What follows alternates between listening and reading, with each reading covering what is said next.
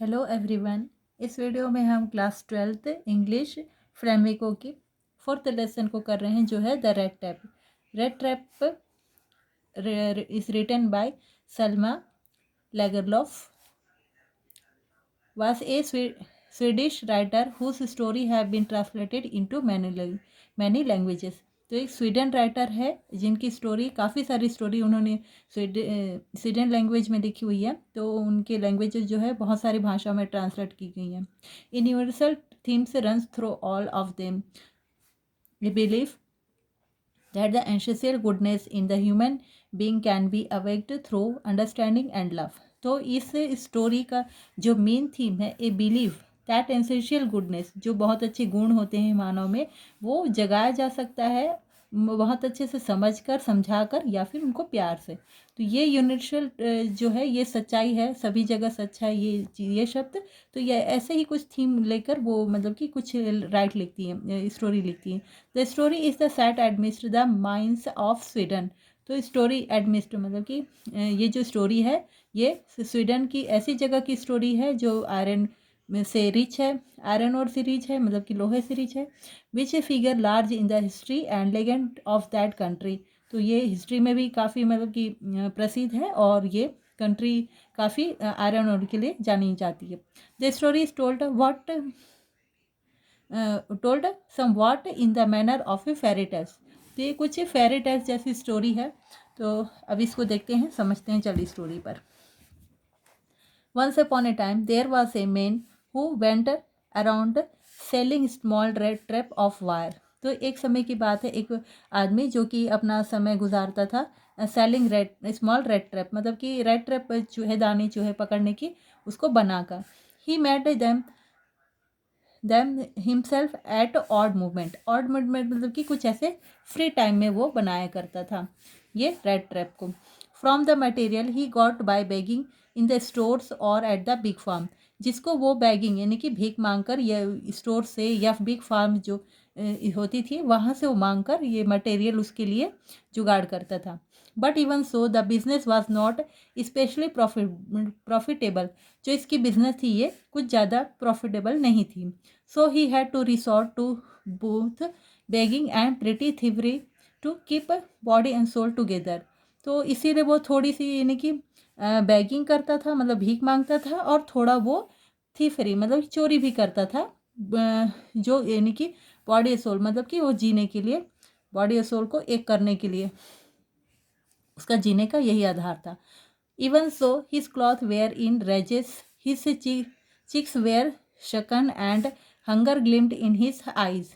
तो वो कैसे दिखता था, उसका क्लॉथ एकदम फटे हुए थे, बहुत ही ख़राब कंडीशन में थे, और उसके चिक्स जो है एकदम धसे हुए थे, और उसकी आंखें जो है एकदम से ऐसे दिखती थी जैसे कि वो भूख से बेचैन है, भूख लग रही है उसकी काफ़ी। No one can imagine how sad and monotonous life can appear to such a vagabond। तो मतलब कि वो कोई ऐसा समझ नहीं सकता कि क्या, मतलब कि किस तरह से उसकी बोरिंग सी लाइफ जो चल रही थी, इस तरह से इधर उधर भटकते हुए। Who plods along the roads left to his own meditation. जो इधर उधर से भटकते हुए रोड में घूमते रहता था और अपने ख्यालों में मगन रहता था। But one day this man has fallen into a line of thought which really seemed to him entertaining।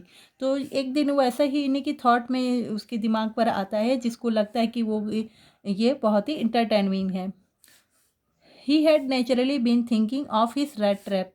तो ये अपने आप में नेचुरली मतलब कि कॉमनली सोचता रहता है इस रेड ट्रैप जो पिंजरा है उसके बाहर से। When suddenly he was struck by an idea that the whole world about him. तो वो क्या सोचता है इसके बारे से, उसके दिमाग पर एक सडनली ख्याल आता है कि पूरा वर्ल्ड ही एक रेड ट्रैप की तरह है।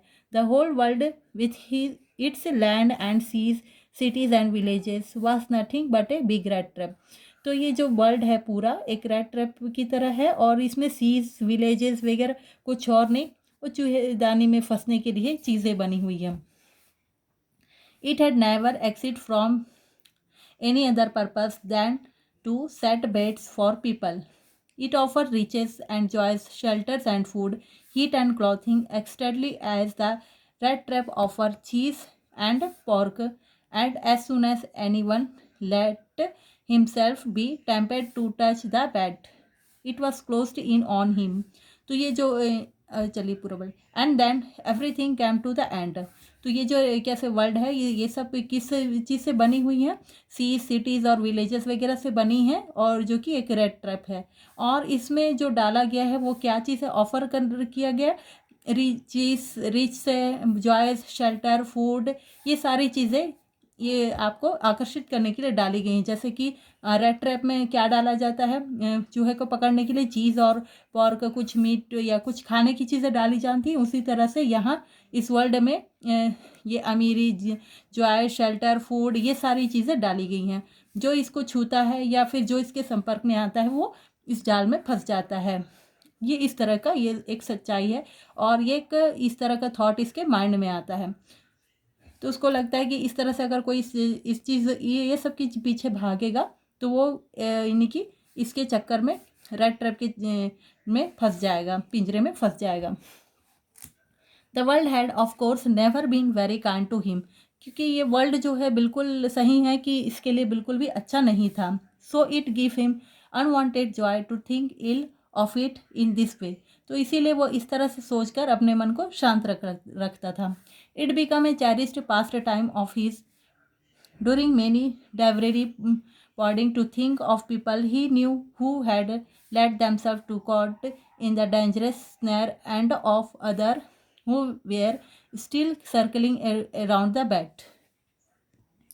तो इस तरह से वो इस दुनिया के बारे से उल्टे सीधी चीज़ें सोचकर वो खुश होता था। यही उसका वो यानी कि टाइम पास का साधन था, और ये डेली मतलब कि एंजॉयबल, और इसी चीज़ यही सोचकर वो काफ़ी इंजॉय करता था सोचकर, और ये इंजॉयबल की चीज़ थी उसकी।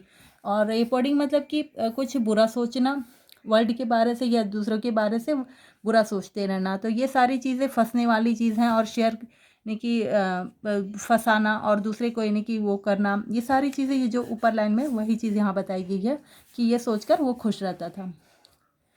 One dark evening, as he was turning along the road, he caught sight of a little grey cottage by the roadside, and he knocked on the door to ask shelter for the night.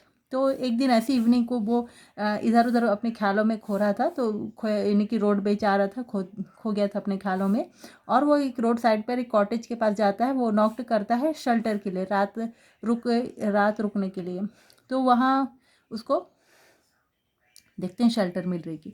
Nor was he refused instead of sure faces which ordinarily meet him. The owner, who was an old man without wife or child, was unhappy to get someone to talk to in his loneliness. तो वो refuse नहीं किया जाता है, जब knock करता है तो उसको अंदर बुला लिया जाता है। तो वो जो ओपन करता है डोर, वो कौन था, एक ओल्ड व्यक्ति होता है, शोर फेस मतलब कि जिसकी सारी रंगत उड़ गई हो। तो वो खोलता है ओल्ड मैन, जिसकी कोई वाइफ भी नहीं थी, कोई बच्चे नहीं थे, और वो खुश होता है ये देखकर कि कोई तो है उसके साथ आज बात करने के लिए, उसके अकेलापन को दूर करने के लिए।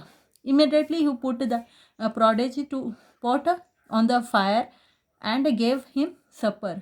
तो वो बिल्कुल उसको बुलाता है और तुरंत ही वो पॉट पर प्रोडिज चढ़ाता है, कुछ खाने की चीज़ें चढ़ाता है, और उसको सपर यानी कि सूप वगैरह सफ़र उसको देता है। Then he carved off such a big rice slice for his tobacco roll that it was enough both for the stranger pipe and his own. तो फिर इसके बाद वो कुछ खाने को यानी कि सूप देता है, और एक तो बड़ा सा टुकड़ा टोबैको का लाता है जिससे दोनों को हो जाए, और वो ऑफर करता है उस अपने गेस्ट को, जो है गेस्ट कौन उनका रेड ट्रैपर है ना, तो वो उसको देता है।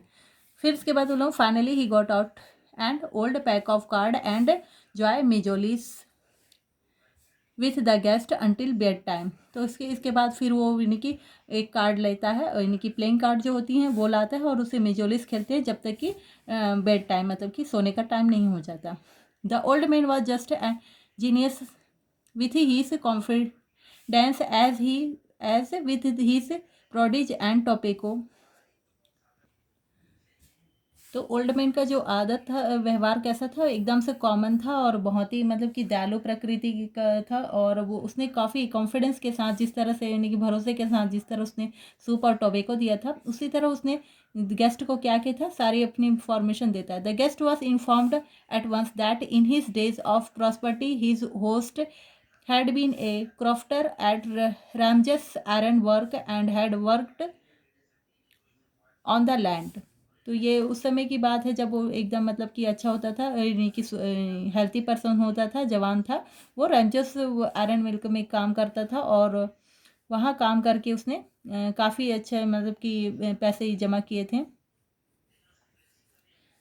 वहाँ के लैंड में वो क्राफ्टर की तरह काम करता था। Now that he was no longer able to do day labour. अब वो इस लायक अब नहीं है कि वो काफ़ी मेहनत कर सके, लेबर कर सके, मेहनत कर सके। It was his cow which supported him. अब क्या है, उसके पास एक काउ है जो उसके सपोर्ट में है, मतलब कि उसकी जिसके पर वो डिपेंड है कि उसके जीवन की जीने की या जीवन यापन करने का साधन है। Yet yes that bossy was extra ordinary. तो जो बॉसी बोला गया है, मतलब किस काउ को बोला गया है, वो एक्स्ट्रा ऑर्डनरी है, काफ़ी अच्छा है। She could give milk for creamery every day. तो उसको मिल्क काफ़ी मिल जाता है, एकदम क्रीम से भरा हुआ। And last month he had received all the 30 corner in the payment. और उसको लास्ट यानी कि मंथ में उसको 30 कॉर्नर में मिले हैं उस दूध को बेचकर। The stranger must have seemed incredulously, for the old man got up and went to the window, took down a leather pouch with huge, with hung on the nail in the every window frame, and picked out 3 ringed 10 corner bill. Stranger से वो काफ़ी मतलब कि जो ये red trapper था, stranger था, वो काफ़ी इंटीग्रियस मतलब दिख रहा था, क्या मतलब कि विश्वास नहीं कर रहा था। तो इसलिए उसने ओल्ड मैन ने क्या किया कि विंडो के पास जाकर उस लेदर में जिसमें उसने मनी वनी रखे थे वो लाकर उसको दिखाता है, जो उसने खिड़की के नेल खिड़की यानी कि कील पर लटका रखा था। And picked out 3 corner 10 3 ringed 10 corner bill. और उसको 3 मतलब कि 3 नोट दिखाता है जो कि 10 कॉर्नर के बिल, मतलब 3 के 30 होते थे, तो 30 कॉर्नर थे। This he held up before the eyes of the guest nodding knowingly.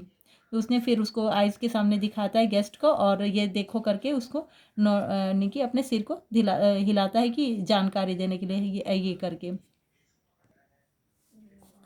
Then stuff them back into the pouch. फिर इसके बाद वो वापस से उसी में रख देता है उस नोट को दिखाकर। The next day both men got up in good season. The corner crofter was in a hurry to milk his cow, and then the other man probably thought he should not stay in the bed when the head of the house was gotten up. तो next day morning में दोनों उठ जाते हैं, बहुत अच्छी सुबह होती है। और क्रॉफ्टर, यहाँ ओल्ड मैन को क्रॉफ्टर कहा गया है क्योंकि कुछ उस तरह का काम करता था, तो उसका यही मतलब कि पोस्ट दिया गया। Was in the hurry to milk his cow. तो वो जल्दी जल्दी था वो काउ को मिल्क निकालने में। तो जो ये पर्सन है, गेस्ट है, वो सोचता है कि ज़्यादा बेड में लेटे रहना ठीक नहीं है, जब यानी कि घर का ऑनर उठ गया है तो उसको भी जल्दी उठ जानी चाहिए। They left the cottage at that same time. और उसी टाइम वो कॉटेज को छोड़ देता है। The crofter locked the door and put the keys in his pocket. और जो कॉफ्टर है वो लॉक्ड कर देता है डोर को और पॉकेट में चाबी रख लेता है। The man was the rat trapper said goodbye and thank you. और रेड ट्रैपर उसको गुड बाय कहता है, थैंक यू बोल के चल देता है। And thereupon each went his own way. और वो अपने रास्ते निकल पड़ता है। But half and hour later the rat trap peddler stood again before the door. और मगर आधे घंटे बाद जो रेड ट्रैपर है पर्सन, वो उसी दरवाजे के आगे आधे घंटे बाद फिर से खड़ा हो जाता है।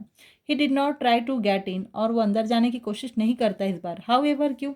ही only went to up to the window. और वो सीधा विंडो के पास जाता है, स्मैश्ड ए पेन। और एक मतलब कि तोड़ देता है खिड़की के कांच को, एक मैश मार के, पंच मार के।